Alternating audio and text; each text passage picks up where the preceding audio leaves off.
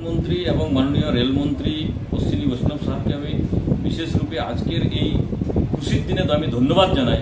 কারণ পুরুলিয়ার থেকে বাঁকুড়া পর্যন্ত যে রেলপথ ভায়া হুড়া স্যাংশন হয়ে গেছে এবং পুরুলিয়া এবং বাঁকুড়ার লোকের জন্য খুব আনন্দের দিন।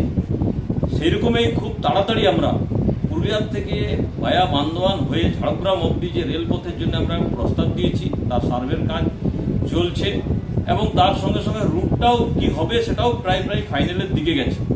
তো সেই জন্য আমরা তাড়াতাড়ি সেটারও খুশির খবর আমরা পাবো পুরুলিয়াবাসী, ঝাড়গ্রামবাসী। আর তার জন্য মাননীয় প্রধানমন্ত্রী নরেন্দ্র ভাই মোদী এবং মাননীয় রেলমন্ত্রী অশ্বিনী বৈষ্ণব সাহেবকে আগাম আমি শুভেচ্ছা এবং আবার ধন্যবাদ জানাই।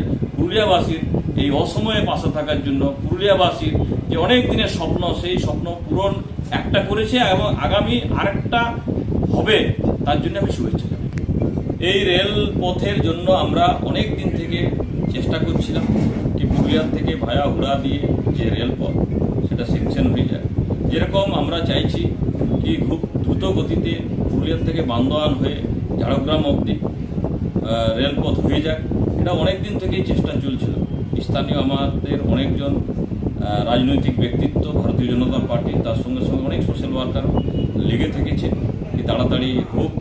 আমরাও বিজেপির পক্ষ থেকে বারে চেয়েছি কি এটা খুব তাড়াতাড়ি হোক এবং আমাদের যে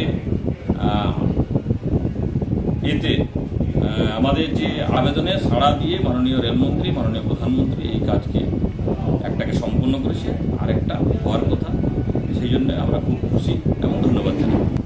অনেকগুলো রেলের প্রজেক্ট এখনও বাকি আছে রাজ্য সরকারের এনওসির অভাবে। সে তোড়াং রেলওয়ে স্টেশনের কাছে রোড ওভারব্রিজ হোক, কিংবা বাঘমুন্ডি থেকে বলরামপুর যাওয়ার যে রাস্তার উপরে বরাভূম স্টেশন আছে, সেই বরাভূম স্টেশনের কাছে যে রোড ওভারব্রিজ হোক, কিংবা সুইসা রেলওয়ে স্টেশনের কাছে যে রোড ওভারব্রিজ হোক।